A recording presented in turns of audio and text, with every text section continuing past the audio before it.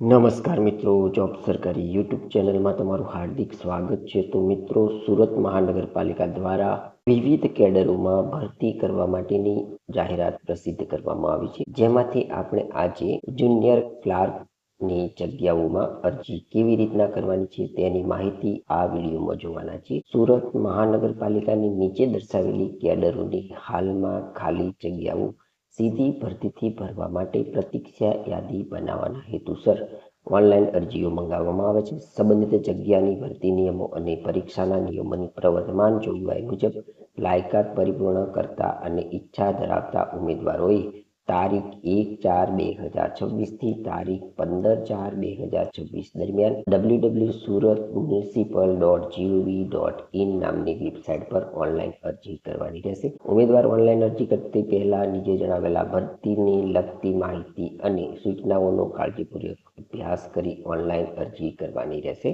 મિત્રો, અહીં આપણે માત્ર અને માત્ર ત્રીજી શ્રેણી ક્લાર્ક એટલે કે વર્ગ 3 ક્લાર્ક માટેની જગ્યાની માહિતી જોવાના છે. તો અહીં જગ્યાઓની સંખ્યા કેટેગરી પ્રમાણે જગ્યાઓ કેટલી છે તેની પણ અહીં માહિતી મેળવીએ તો જગ્યાઓ અહીં મિત્રો 717 જગ્યાઓ ઉપર મ્યુનિસિપલ કોર્પોરેશન સુરત દ્વારા ભરતી કરવાની થાય છે. અહીં અનુસૂચિત જાતિ માટે કુલ 8 જગ્યાઓ છે, જેમાં મહિલા ઉમેદવારો માટે 3 જગ્યા છે, જ્યારે એસટી ઉમેદવારો માટે કુલ 65 જગ્યાઓ છે, જેમાં મહિલા ઉમેદવારો માટે 32 જગ્યાઓ છે. એસસીબીસીના ઉમેદવારો માટે કુલ 162 જગ્યાઓ છે, જેમાં 79 જગ્યાઓ મહિલા ઉમેદવારો માટે છે, જ્યારે બિન અનામત ઉમેદવારો માટે 198 જગ્યા છે, જેમાંથી 97 જગ્યા મહિલા ઉમેદવારો માટે છે. ઈડબ્લ્યુએસના ઉમેદવારો માટે 49 જગ્યા છે, જેમાંથી 24 જગ્યા મહિલા ઉમેદવારો માટે અનામત રાખવામાં આવેલી છે. મિત્રો, અહીં ત્રીજી શ્રેણી ક્લાર્ક એટલે કે વર્ગ 3 ક્લાર્ક માટેની જગ્યાઓમાં શૈક્ષણિક લાયકાત, વય મર્યાદા તેમજ પગાર ધોરણ શું હશે તેની માહિતી આપણે જોઈએ તો ત્રીજી શ્રેણી ક્લાર્ક શૈક્ષણિક લાયકાત અહીં આપવામાં આવી છે. તે પ્રથમ જોઈએ તો માન્ય યુનિવર્સિટીના કોઈ પણ વિદ્યાશાખાના સ્નાતક થયેલા ઉમેદવારો આ જગ્યા ઉપર અરજી કરી શકે છે. ઉમેદવારને કોમ્પ્યુટરની પાયાની જાણકારી હોવી જરૂરી છે, તેમજ સરકારશ્રીના વખતોવખત જે સૂચવે તેવા કોમ્પ્યુટર કોર્સ કામગીરીની જાણકારી ધરાવતા ઉમેદવારો અહીં અરજી કરી શકે છે.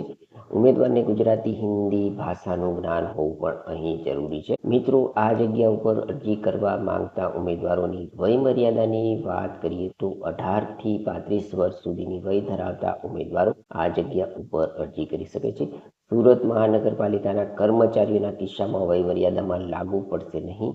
અનામત કેટેગરીમાં સરકારશ્રીના નિયમ મુજબ છૂટછાટ મળવા પાત્ર રહેશે. આ જગ્યા પર પસંદગી પામતા ઉમેદવારોને માસિક પગાર કેટલો મળવા પાત્ર થશે તેની માહિતી જોઈએ તો તાલીમી ભથ્થું પ્રથમ 3 વર્ષ માટે 16,500 રૂપિયા મળવા પાત્ર થશે. મિત્રો, અહીં પસંદગી પામતા ઉમેદવારોને 3,050 થી 4,590 પે બેન્ડ 5200 થી 20,200 ગ્રેડ પે 1900 નિમણૂક મળવા પાત્ર થશે. હવે મિત્રો, અહીં વય મર્યાદાની ગણતરી કેવી રીતના કરવાની છે તેની માહિતી આપણને આ અરજી ફોર્મ ભરતા પહેલા જોઈ લેવી જરૂરી છે. તો વય મર્યાદા ઓનલાઈન અરજી કરવાની છેલ્લી તારીખ એટલે કે 15/4/2026 રોજ ગણવામાં આવશે. આ જાહેરાતમાં જે કેટેગરીના અનામત વર્ગો માટે જગ્યાઓ અનામત રાખવામાં આવી છે તે કેટેગરીના મૂળ ગુજરાતના હોય તેવા અનામત કેટેગરીના ઉમેદવારો માટે સરકારશ્રીના પ્રવર્તમાન નિયમો અનુસાર ઉપલી વય મર્યાદામાં સરકારશ્રીના વખતોવખતની જોગવાઈઓને આધીન છૂટછાટ મળવાપાત્ર રહેશે, પરંતુ આ વય મર્યાદા 45 વર્ષથી વધુ ન હોવી જોઈએ. સુરત મહાનગરપાલિકામાં માસિક ફિક્સ તાલીમ ભથ્થાથી નિમણૂક પામેલા એટલે કે તાલીમાર્થી તરીકે ફરજ બજાવતા તાલીમાર્થીઓને આ વય મર્યાદાના નિયમો લાગુ પડશે, પરંતુ સુરત મહાનગરપાલિકામાં રેગ્યુલર પગાર ધોરણમાં ફરજ બજાવતા કર્મચારીઓને આ નિયમ લાગુ પડશે નહીં. હવે મિત્રો, આપણે ત્રીજી શ્રેણી ક્લાર્કની જગ્યા માટે પ્રથમ આપણે શૈક્ષણિક લાયકાત, વય મર્યાદા, પગાર ધોરણ, જગ્યાઓની સંખ્યા વગેરે જોયું. હવે આપણે આ જગ્યા ઉપર અરજી કેવી રીતના કરવાની છે તેની માહિતી જોઈએ તો જાહેરાતના સંદર્ભમાં સુરત મહાનગરપાલિકાની વેબસાઇટ ઉપરથી ઓનલાઈન કરેલી અરજીઓ સ્વીકારવામાં આવશે. અરજદારે જાહેરાતમાં દર્શાવ્યા પ્રમાણે 1/4/2026 થી 15/4/2026 દરમિયાન ઓનલાઈન www.suratmunicipal.gov.in નામની વેબસાઇટ ઉપર જઈ અરજી કરવાની રહેશે. મિત્રો અહીં પ્રથમ તમારે યુઝર રજિસ્ટ્રેશન કરવાનું રહેશે. તેની માહિતી જોઈએ તો યુઝર રજિસ્ટ્રેશન એ સુરત મહાનગરપાલિકાની ઓનલાઈન અરજી કરવા માટેનું એક સહાયક મોડ્યુલ છે. આ રજિસ્ટ્રેશન કરવા માત્રથી અરજદારની અરજી કન્ફર્મ થયેલી ગણવામાં આવશે નહીં. અગાઉ રજિસ્ટ્રેશન કરેલું હોય તો ફરી રજિસ્ટ્રેશન કરવાનું રહેશે નહીં. યુઝર રજિસ્ટ્રેશન કરવાની રીત મિત્રો અહીં તમને આપવામાં આવી છે, તે આપણે જોઈ લઈએ તો ની અંદર યુઝર લોગિન ડિટેલ અરજદારે ઓનલાઈન અરજી કરતા પહેલા યુઝર રજિસ્ટ્રેશન કરવું ફરજિયાત હોય છે. યુઝર લોગિનમાં દર્શાવેલી માહિતી જેવી કે ઈમેલ એડ્રેસ, મોબાઈલ નંબર તેમજ દર્શાવેલા કેપ્ચા એન્ટર કરી નેક્સ્ટ બટન પર ક્લિક કરી સ્ટેપ 2ની વિન્ડો ખુલશે. સ્ટેપ 2ની અંદર વેરીફાઈ મોબાઈલ નંબર અરજદારે યુઝર લોગિન ડિટેલમાં દર્શાવેલા મોબાઈલ નંબર પર ઓટીપીનો મેસેજ આવશે, જે ઓટીપી એન્ટર કરી વેરીફાઈ ઓટીપી બટન પર ક્લિક કરી સ્ટેપ 3નો વિન્ડો ખુલશે.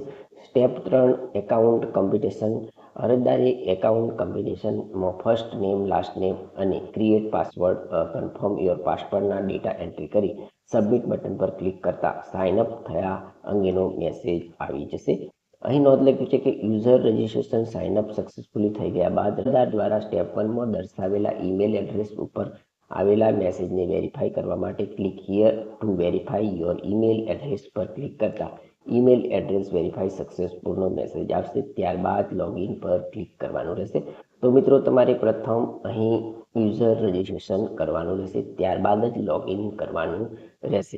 મિત્રો અહીં લોગિન યુઝર રજિસ્ટ્રેશનના મોડ્યુલ મારફતે રજિસ્ટર કરાવેલ ઈમેલ એડ્રેસ, મોબાઈલ નંબર તેમજ ક્રિએટ કરવામાં આવેલા પાસવર્ડના ડેટા એન્ટર લોગિન બટન પર ક્લિક કરતા યુઝર પ્રોફાઇલની વિન્ડો ખુલશે. યુઝર પ્રોફાઇલની અંદર અરજદારે પર્સનલ ડિટેલ જેવી કે નામ, જન્મ તારીખ, આધાર કાર્ડ નંબરની માહિતી, માન્ય પુરાવાના આધાર ડેટા એન્ટર કરવાના રહેશે. મિત્રો અહીં તમારે ડેટા એન્ટર કર્યા પછી હોમ પેજ ખુલશે.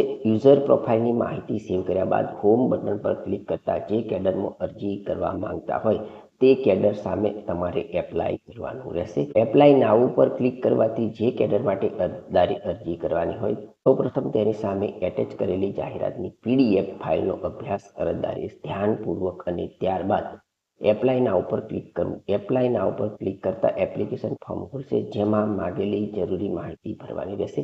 લાલ ફૂંદડી વાળી નિશાની હોય તેવી માહિતી તમારે ફરજિયાત ભરવાની રહેશે. તો મિત્રો હવે તમારે ફોર્મ કેવી રીતના ભરવાનું છે તેની અહીં માહિતી તમને આપવામાં આવી છે. તો સ્ટેપ 1ની અંદર તમારે પર્સનલ ડિટેલ ના ડેટા એન્ટર કરવાના રહેશે. 2ની અંદર ક્વોલિફિકેશનના માહિતી લખવાની રહેશે.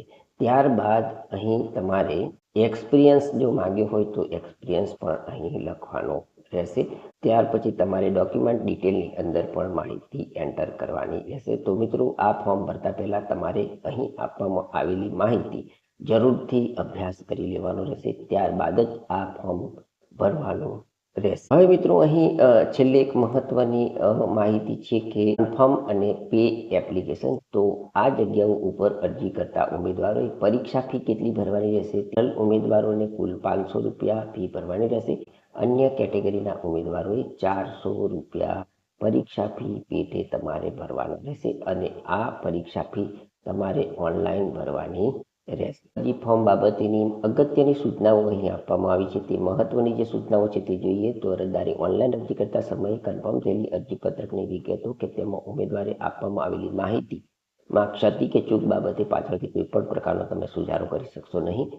ઉમેદવાર એક કેડર માટે એક જ અરજી કરવાની રહેશે. મિત્રો 3 નંબરની સૂચના છે કે પસંદગી એપોઇન્ટમેન્ટ ઓથોરિટી દ્વારા નક્કી કરવામાં આવેલી શારીરિક ક્ષમતા પ્રેક્ટિકલ લેખિત મૌખિક પરીક્ષા માટે ઉમેદવારે સ્વખર્ચે હાજર રહેવાનું રહેશે, જેની અંદર કોઈ પણ ટીએડીએ ઉમેદવારને મળવા પાત્ર થશે નહીં. એટલે અહીં 15મી સૂચના જોઈએ કે અરજદારને સુરત મહાનગરપાલિકાની વેબસાઇટ નિયમિતપણે જોતા રહેવાનું રહેશે. સ્ટાફ સિલેક્શન સમિતિ દ્વારા કેડર મુજબ નિયત કરવામાં આવેલા રિક્રુટમેન્ટ રૂલ્સના આધારે નક્કી કરવામાં આવેલા નિર્ણય મુજબ આખરી પસંદગી કે પ્રતીક્ષા યાદ કરવામાં આવશે.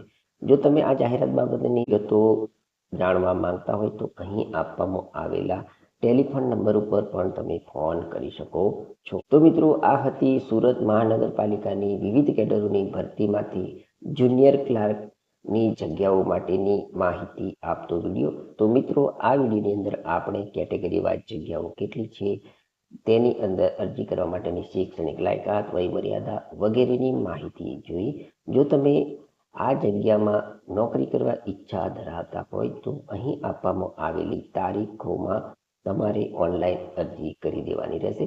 જો તમને આ જાહેરાત બાબતેની માહિતી આપતો વિડીયો પસંદ આવ્યો હોય તો અમારી યુટ્યુબ ચેનલ જોબ સરકારીને જરૂરથી સબસ્ક્રાઇબ કરો, વિડીયોને લાઇક કરો અને તમારા મિત્રોને પણ આ વિડીયો શેર કરો. ધન્યવાદ. આભાર.